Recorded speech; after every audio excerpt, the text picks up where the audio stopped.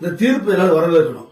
இந்த கோவிலை பராமரிக்கின்ற, கோவிலை வைத்து வயிறு வளர்க்கின்ற, குறிப்பா கோவிலை வைத்து வயிறு வளர்க்கின்ற தமிழக அரசாங்கம், இந்த இந்து சமய அறநிலைத்துறை அதிகாரிகள் தீர்ப்பை வரவேற்று தீபத்தை நல்ல ஒரு செயலுக்கு உகந்தது.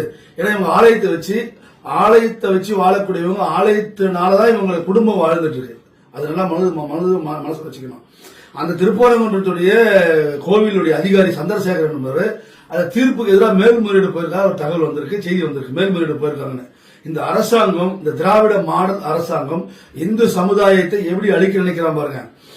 தன் கையை வைத்து தன் கண்ணு குத்துற மாதிரி அந்த கோவில் நிர்வாக அதிகாரி வச்சு மனு போடுறாங்க. என்ன மனு போடுவாங்க? எங்களுக்கு நாளைக்கு ஏற்றதுக்கான வாய்ப்பு இல்ல, போதிய பாதுகாப்பு இல்ல, போதிய நேரம் இல்ல, எங்களுக்கு திரும்ப அவகாசம் வேணும், நாங்க அடுத்த ஆண்டு ஏதாவது ஒரு காரணம் சொல்லுவோம். இந்த காரணத்தை சொல்லி இந்த அரசாங்கம் முஸ்லீம் மக்களை தாஜா செய்யணும், முஸ்லீம் மக்களை ஓட்டை பெறத்துக்காக நமக்கு நீதிமன்ற உத்தரவை அமல்படுத்துதான் ஒரு அரசாங்கத்தோட கடமை.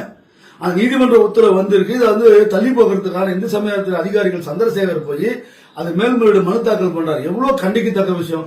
மக்கள் பார்த்துட்டு இருக்காங்க. இந்து சமய அறநிலையத்துறை அதிகாரிகளை நீங்க கோவிலை விட்டு வெகு சீக்கிரம் வெளியே போறீங்க. மக்கள் உங்களை அடிச்சு வெளியே விரட்டு போறான். கோவில் இருக்கிற இந்து சமய அதிகாரிகளை ஆலயத்துக்கு எதிராக இருக்கீங்களா? இப்ப திருவண்ணாமலை தீபம் இருக்கு நாளைக்கு. எவ்வளவு முறைகேடு இந்த கோவில்ல.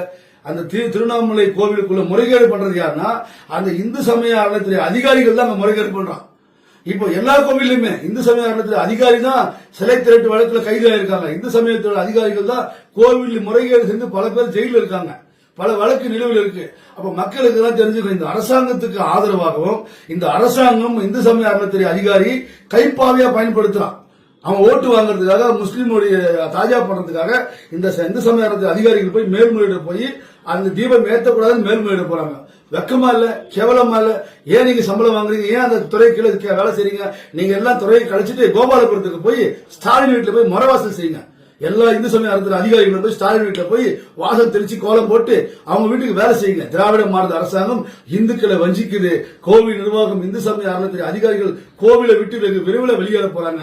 இதுதான் முன்னுதாரணம். இந்த செயல் அவங்களுடைய தரத்தை காட்டுது. இந்த செயல் இந்து சமய அறநிலையத்துறை அதிகாரியுடைய செயல்பாடை காட்டுது. கோவிலை விட்டு மிக விரைவில் விரட்டி அடிக்க போறாங்க தமிழக மக்களால் இந்து சமய அறநிலையத்துறை அதிகாரிகள்.